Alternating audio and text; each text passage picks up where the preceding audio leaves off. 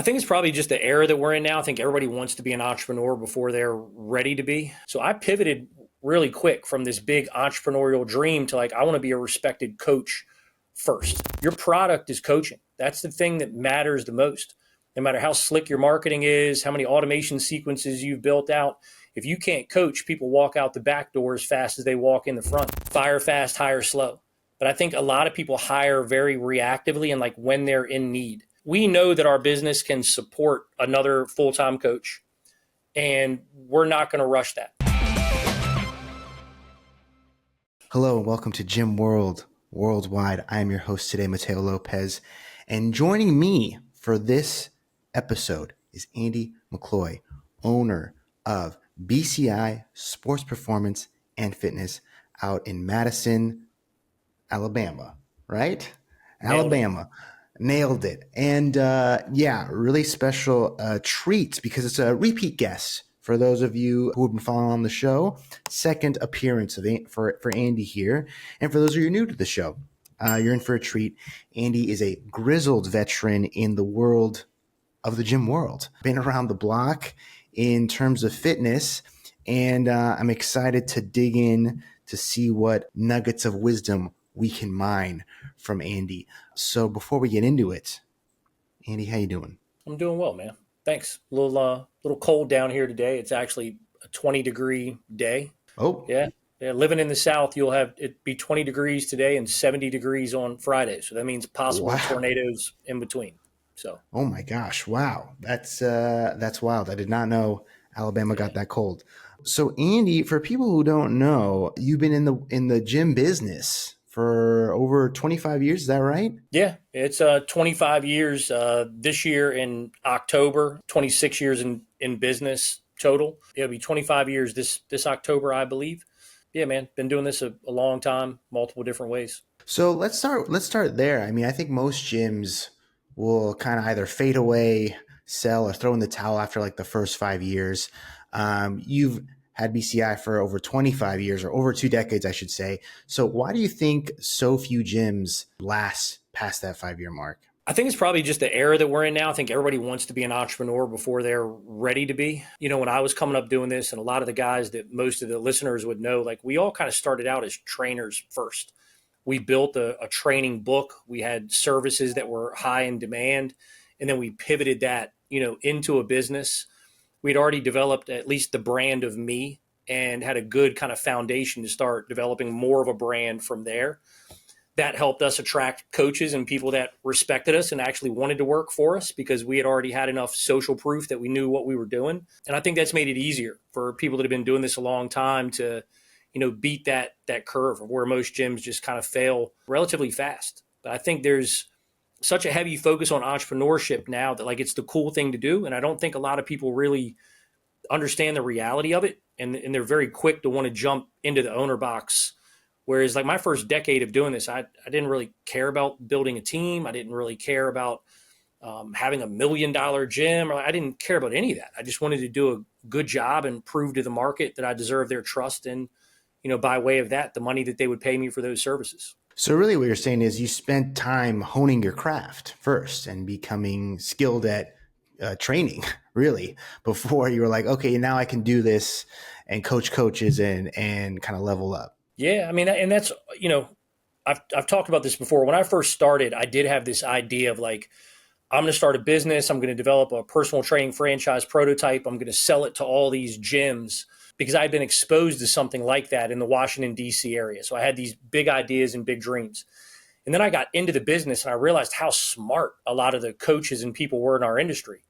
And I realized that like it mattered more to me to be respected by those people than to try to make a lot of money really fast. So I pivoted really quick from this big entrepreneurial dream to like, I want to be a respected coach first. That's what mattered to me. And I really went all in on the craft of coaching. And I think that's served me really well. We talk a lot about, being kind of a coaching first gym, which I think people are forgetting. Like your product is coaching. That's the thing that matters the most. No matter how slick your marketing is, how many automation sequences you've built out, if you can't coach, people walk out the back door as fast as they walk in the front. And in my experience, the gyms that have been around the longest, they've got a real foundation of coaching. the people in the building, they really care about the craft as much as they care about, their Instagram following and all the other vanity metrics that I think people are rightfully, focused on. They matter, but I'm not so sure they matter as much as like, can you actually coach and do the job?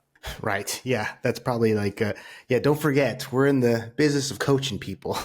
And so we should make sure that the product and the service is good first. And so then I guess after spending time there honing your craft, like how did you make that mindset shift from being a respected trainer to now I'm going to start, taking more of the ownership role? Yeah. Well, I mean, one early on, like I think if you're good at the job, and it's not like I started training like professional athletes right away. I started like a lot of people. I had, business owners who could afford one-on-one personal training, because going back that long ago, it was really just like a one-on-one training game.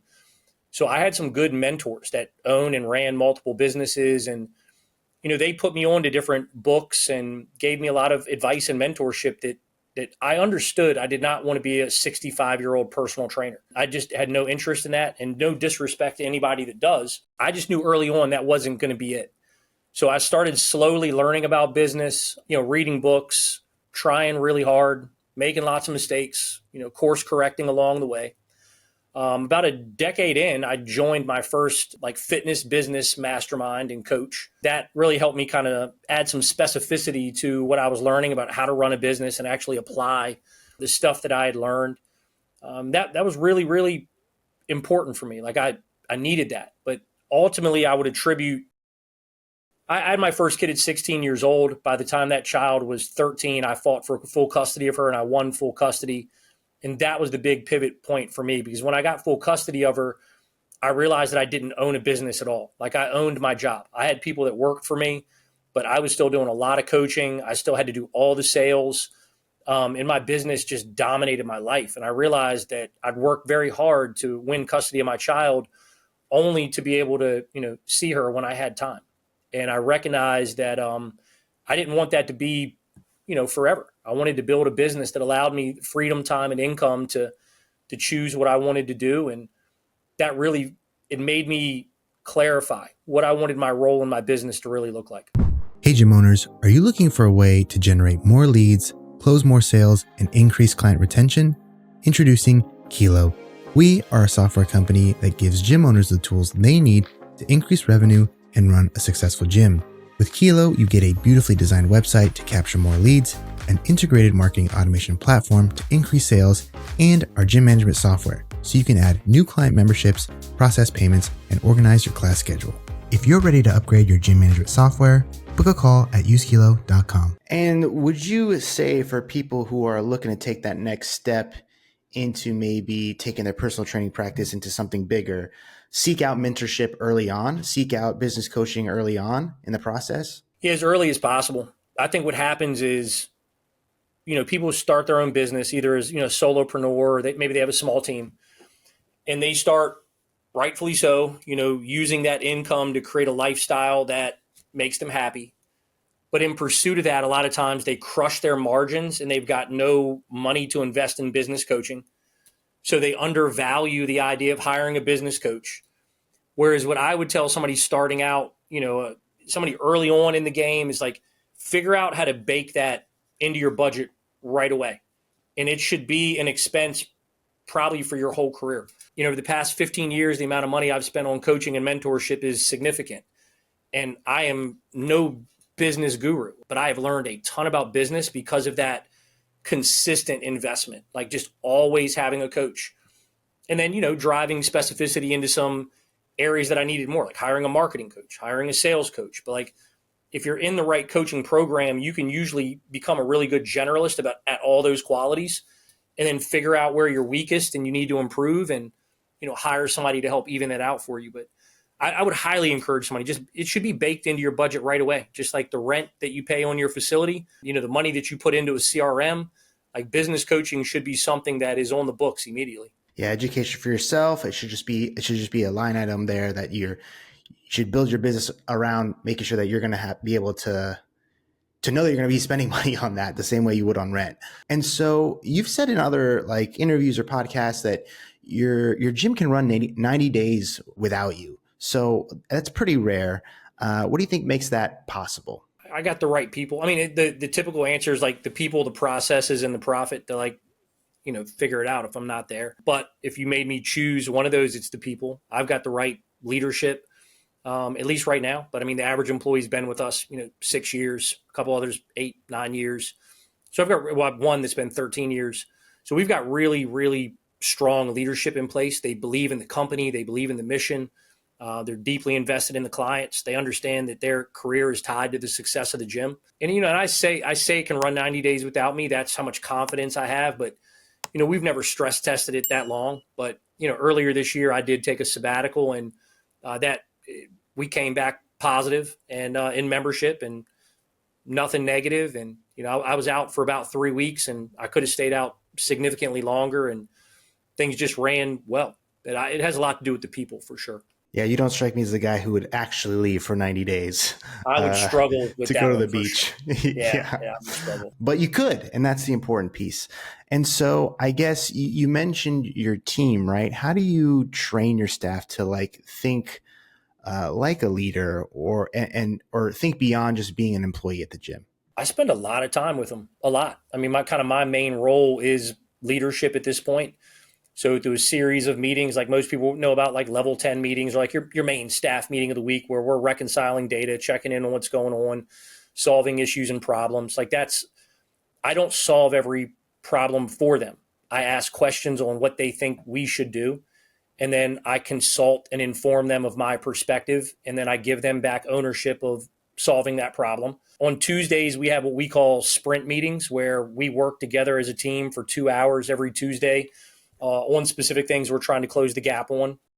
And again, I try not to do their homework for them. There's a reason that they're being paid. I give them ownership over their roles. And we have a small team. We have a team of 8, but there's 3 on the leadership team other than me. And there's some role overlap there. So I have an opportunity when I talk to those 3 to help kind of take a shotgun blast at informing them on how I would solve certain problems. But I really try not to have the last word unless I think they're really off target. I want them to make sure that they get comfortable making decisions, and we measure the outcome of that. We discuss how it goes.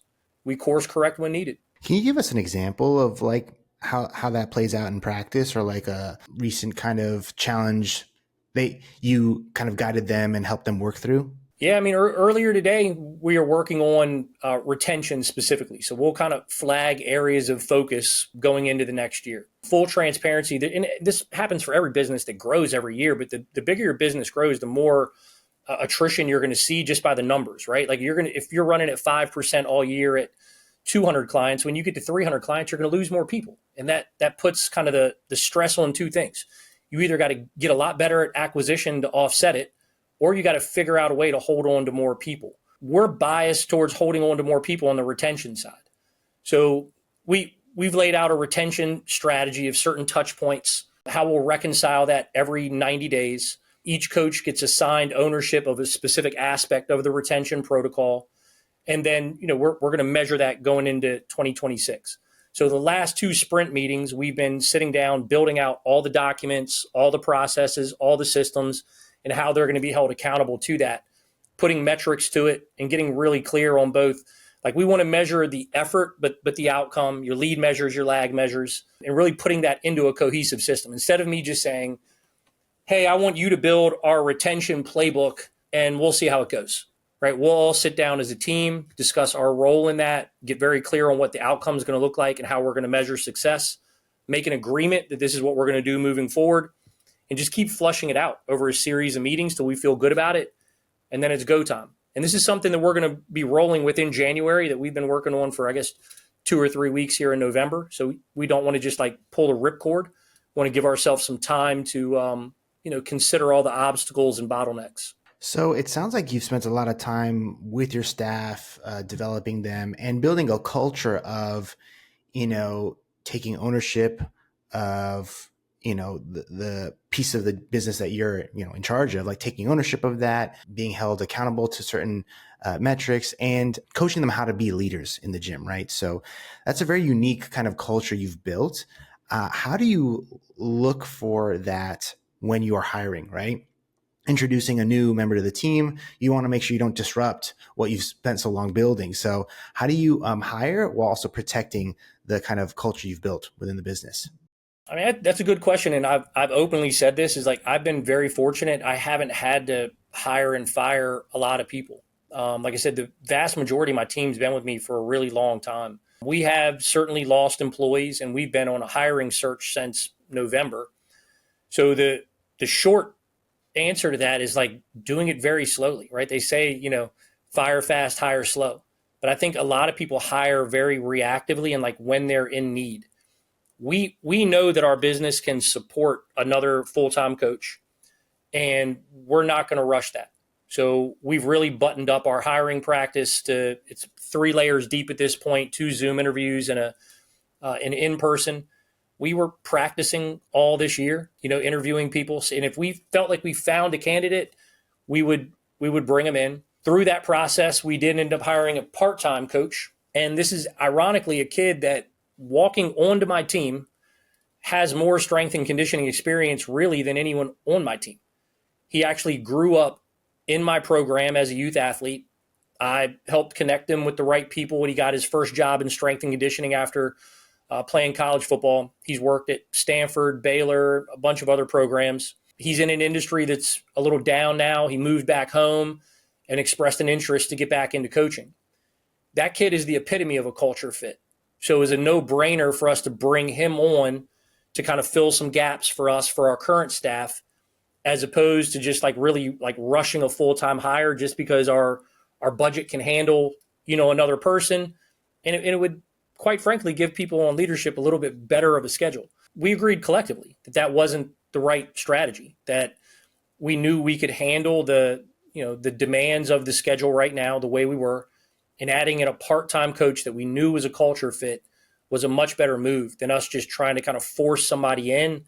So, people have their perfect schedule, for a lack of better words. That's probably the best way I can answer that for you. I mean, I've openly said I've probably made more bad hires than good hires in my life. So I think it's a lot of practice and learning from those mistakes that really matters. So yeah, I mean, obviously, retaining staff is very important to you. You've also mentioned just now retaining your clients, super important. I guess we kind of sped past it, but you train both adults and also a lot of youth athletes. You do strength and conditioning training for both, and you've had families stay with you, right? Kids you've trained when they were younger have grown up into adults and started families, and also continue to stay at the gym. So how do you create that long-term loyalty? What's the secret there? Yeah, I mean, we've had kids that grew up in our program as teenagers who now train with us as 30-year-old adults. I mean, I think the true answer there is like trust and relationship equity, right? There's a lot of relationship that can be built through the training process. I spent most of my career, even though early on I worked with adults, I probably spent most of my career working with youth athletes. And that was a very altruistic, like I want to make an impact in, really make an impact in the lives of youth athletes thing. Like I did not care about making a ton of money or making a name for myself. It was that I'm lying. I wanted to make a name for myself, but it was more locally than right. anywhere else. And I really tried to invest a lot in those people's lives. I think if you were to ask me, I talked about this recently in Built to Last, like the things that attract both coaches and clients to stay long term. So I think you have to have a brand that stands for something. Like people can attach themselves to the meaning of your gym. And I think a lot of people they think their brand is like logo and colors and stuff, not really like what you've actually done. So there's people that have stayed with us a long time. Like they know what we're capable of. We've helped them at a certain point in their life and they come back. I think staff is a big part of it. They know that we really care about like educating staff and putting competent coaches on the floor. They trust that. We pay above average for the industry, so we attract a little bit better coaches as well. There's a lot of brand loyalty that I think comes through that when people trust that you've got the right people there, and you're going to continue to make that a standard, at your gym. You kind of mentioned something there where you did want to become famous locally, right? You wanted to become like a known quantity. And you have a very interesting background and story, and you have this like very compelling presence. So how do you, at a certain point, yes, you want to build a brand, but how do you build that brand so it's not just totally around you as the figurehead, especially as you're trying to expand, especially as you're trying to delegate and give more leadership opportunities to other people on your staff? How do you, one, build the brand and the culture that's so clearly coming from you, but also have it be able to live on its own?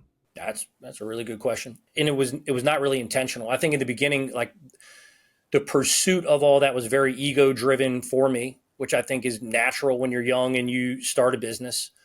But then I started to realize that if this business is always built around me, there would be a limitation of how far away I could get from it, which would limit, the type of lifestyle that I wanted to create for myself. Like I feel bad for the people that like put their names on their gym.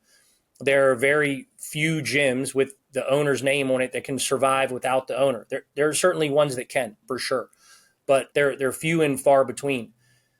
Because of the clarity I had about like what I wanted my life to be like, I recognized that the brand could not be built around me.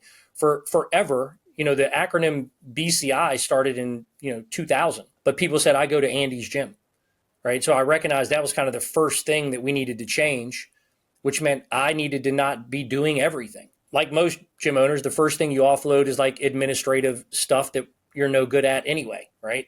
But then the next thing was like, I've got to figure out how to get me some space from clients. And I started trying to replace myself with people that I felt represented what I stood for. And early on, that was not super clear. I think like a lot of coaches, when you do this, it helps refine what you really believe in and what your business stands for. And the more clear that gets over time, the more you start to attract people that are a true reflection of that. And I think that lends itself to like brand congruency over the long haul. Like, I don't know if it can happen overnight through, like the short answer is like identify your values and hire based on your values. Like it's a lot harder to do in action than Right. than just the And it's hard to statement itself. conceptualize what that actually means in the day to day. Yes. What action Yeah. am I taking today that's like Yeah. instilling my values, into whatever I'm doing that day? Yeah, it's hard to like quantify. And I think that's why I think this is such a good question, because I think most business coaching and advice is just surface level deep, and we wonder why so many people struggle. It's like, name one person that doesn't know that they need to hire based on their values, who's ever read a business book or listened to a podcast, but yet so many people still struggle to do it. It's because it's a lot more nuanced than identify your values, which most people just borrow from somebody else they respect to begin with. Right, Right? They right, just right. borrow that first and then stick with that, and then wonder why they're not developing a culture that's reflective of who they are and what they stand for. So yeah, yes, well, you've done it somehow, and you've had a lot of success. Your gym is a testament to that.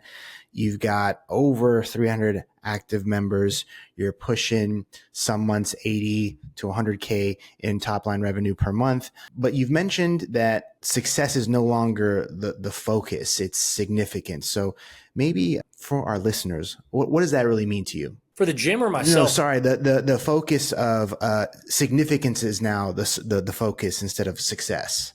I hope I'm answering this the way you're leading me into it. But I think the success for me now is to build a world-class team and provide a great place for people to work who truly want to make an impact in the fitness industry. That's what we're focused on now. And we're a little under 300 right now, just to be brutally honest. I think Oh, okay. everybody acts like we're at 293 to be exact as of Oh, Monday. there you go. Success for me is to be able to continue to grow a company through the role that I function in right now. That's the role that I want to function in. And in order to do that, I have to have great people. And we've got great people right now. And I want to continue to expand that team and continue to grow here. I love the idea maybe in the future of doing another gym or two, but that's more attached to real estate acquisition than, scaling to multiple facilities the way I see a lot of people doing things right now. My main focus is one gym that makes a big impact, that has great employees, that people want to come visit and learn about. I think we're well along that road, and I just want to keep doing that. Sorry, I think, yeah, maybe asked another way. Listening to the podcast you did with Luca recently, the goal is to like teach gym owners to lead a significant life, not necessarily like a successful one. Or so I guess, yeah, what's the difference there? Or how do you see living a significant life versus just driving to achieve success, quote unquote? I mean, I think the clarity of what that means to you. I mean, for me, I want to be able to spend time with my family. I don't want to work all the time. I want to be able to live life on my own terms. I want to be able to make enough money to create like a lifestyle for myself, not just in the short term, but in the long term that, I'm proud of, and I couldn't remember what me and Luca talked so much about so many things. I couldn't remember exactly Yeah. Okay. what that Great. conversation was about. So Yeah. Yeah. yeah, again, I'm sorry if I'm not answering it the way you're leading me into it, No, but I think I where think I'm I at. think that works, right? Yeah, no, I Yeah. think it's more. It sounds like what we've been discussing, right? It's building not just now that you've created a profitable business, like it's not just that, right? Now it's building the foundation to have it so it lives on without you, right? With a team, with community that's beyond just turning a profit every quarter or whatever. And so, what is that next step, right? You've mentioned some real estate, right, and expanding to new locations. Why is that an important next step, especially like owning the real estate of the next gym? I think the first step for every gym owner should be to develop a high income and a profitable business. And then once you've done that, the next step to wealth creation is to buy assets. I think the low hanging fruit for any gym owner, and what I've always been biased towards, is the market. You should be maxing out retirement. You probably should have a brokerage account. I'm not talking about flipping crypto. I'm talking about like long term hold, time in the market, stuff, which I did on my own for a really long time until a wise friend of mine talked me into getting a fiduciary, which was one of the smarter things I did, despite the advice from Tony Robbins, Ramit Sethi, and all these people kind of tell you manage your own money, save the brokerage fees. But I can tell you it was a smart move that I wish I did earlier. But kind of hedging against, market volatility, I think it makes sense to get into some real estate as well. If I can take one asset that I own, put it inside of another asset to pay for that investment, it just makes a ton of sense. I think for long-term wealth creation, that's important to consider. And it's one of the other reasons why, Luke and I started Built to Last as well, is that once you've, my knowledge of how to run a gym is an asset. So you can deploy that in different ways. And us starting a consulting company was the next move to do that. And because my lifestyle is built really around the gym, this new business allows me more cash flow and income to invest into other assets. It's important to me that I leave my kids something. I'm 46 years old, but I got 3 grandkids, 2 kids. I got a lot of people that I got to take care of. And it's taken a long time to get to the point to even like understand how to do that. And I would say that most gym owners, I think, struggle to do that. They're looking to get the Mercedes, the house, and all the other stuff before they're thinking about like what's life going to look like at 66. I think having kids so early forced me to consider like what's the long game really look like? And again, I've said this earlier, but like I don't want to still have to train people at 66. I want to create something that takes care of me and my family and makes a legacy impact beyond my days on this earth. And I think that requires you to start thinking a little bit more long term about what you do with your money and capital and those things. It's true. You can't pass down a lease, right? So I guess when should gym owners start thinking about maybe looking for a space that they can invest in for their gym? Oh man, that's a hard question to ask because it's like that's a hard one. I think more importantly, I would advise them that like if you're 18 years old, you should have some type of retirement vehicle first, right? Like get you a Roth, and then when your income's so high they won't let you contribute to a Roth, get you a simple. When you're maxing that out, when you've got a year's worth of income, to run your basic expenses in the bank and like a high yield, like when you've checked those boxes and you still got enough cash to consider it, that's probably the right time. At least that's the way I've looked at it. It's like make sure that you've got money set aside for your income and living expenses. Put it in something that's giving you a little bit of earnings, like a high yield. Max out retirement as much as you can, as long as you can. And then if you still got some cash to play around with, now it's time to start thinking of other things. And so what's next? I mean, we've mentioned briefly the Built to Last podcast and mentorship practice, but what's next for you and for the gym? Yeah. I mean, what's next for the gym is just to continue along the growth plan that we've got set. But a big focus is Built to Last. I mean, it's just something I really enjoy doing. I'm a gym guy. I love connecting with gym owners. I have a heart for gym owners and their suffering. And if I can help ease some of that by paying forward the wisdom of my mistakes and what I've learned, like that's incredibly important to me. That is my main focus outside of BCI is what Luca and I do through Built to Last, just help as many gym owners as we can, build a business that will take care of the lifestyle that they want, with a high focus on personal leadership, like doing what you already know how to do, creating operational excellence, like really learning how to run a business, and then not forgetting that coaching comes first. Like that is the product. And instead of trying to be the business guy right away, you should probably make sure you have a high pedigree of coaching. And if that concept resonates with people, I've got no doubt we can help them. We can't help the people that just want some tactics and tricks and campaigns to make $90,000 a month as fast as possible. But we can help the people that are real gym dudes and they're real coaches, and they want to learn how to run a business. And so with that, if people want to follow along, where can they find you? Yeah, well, I don't know when this will come out. I've actually been off of all social media for about a month and a half now. I'm figuring out how to get some content up without me having to do it. I just hate social media with a passion. So if anybody wants to reach out to me directly, you can. My personal email is andymccloy.bci@gmail.com. That's my personal. I got no problem with you reaching out to me there. Just give me some time to get back to you. And if this is coming out, I don't know, before December, I don't know when it'll come out. Will it come out before December or no? Probably not. maybe like the week before, maybe. Yes. Okay. Perhaps. Well, anyway, we've got an event coming up in Nashville, December the 6th. You can find more about that at builttolastgym.com/Nashville. We got another one coming up in February out in Arizona as well. So you can get a hold of me through all channels at builttolastgym.com as well. And with that, gym owner, we will say goodbye for this week. If you got some value out of this, make sure you give it a like, subscribe, and share with a gym owner in need.